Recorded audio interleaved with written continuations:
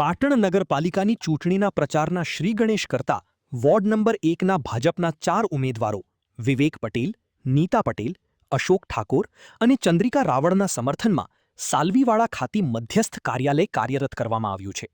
આ કાર્યાલયનું ઉદ્ઘાટન ગોપાલભાઈ પાઠક સાહેબ, કાલિકા માતાજી મંદિરના પૂજારી અશોકભાઈ વ્યાસ, પ્રભારી સત્યન કુલાબકર અને પૂર્વ પ્રદેશ મહામંત્રી કેસી પટેલની ઉપસ્થિતિમાં રિબિન કાપીને કરવામાં આવ્યું હતું. ઉદ્ઘાટન પ્રસંગે કાલિકા મંદિરના પૂજારીએ ચારેય ઉમેદવારોને વિજયના આશીર્વાદ પાઠવ્યા હતા.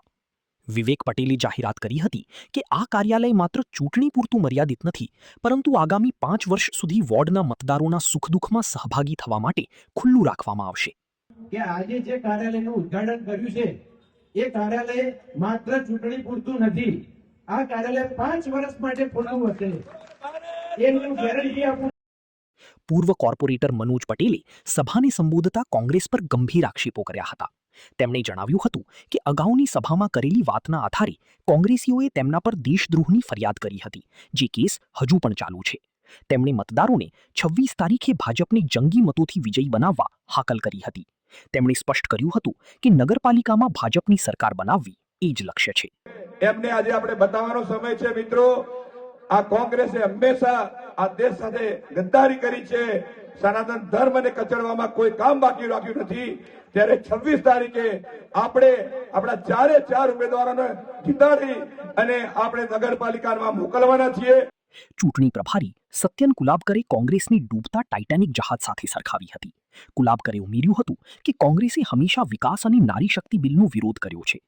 રામલલ્લાને કાલ્પનિક ગણાવી કોંગ્રેસે એફિડેવિટ કર્યું હોવાનો ઉલ્લેખ કરી તેમણે આ જંગને રામ અને રોમ વચ્ચેની લડાઈ ગણાવી હતી અને દાવો કર્યો હતો કે જનતા રામની સાથે છે.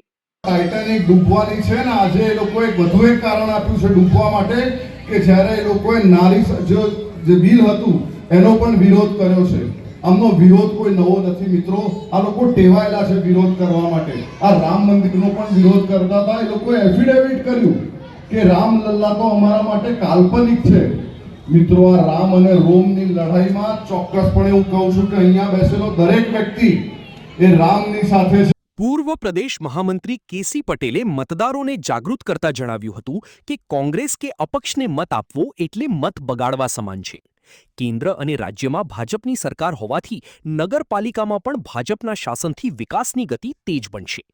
પાટણમાં વોર્ડ નંબર 1નું પરિણામ સૌથી વધુ લીડ સાથે અને પ્રચંડ બહુમતીથી આવે તે માટે તેમણે તમામ કાર્યકરોને તન મન ધનથી કામે લાગી જવા આદેશ આપ્યો હતો.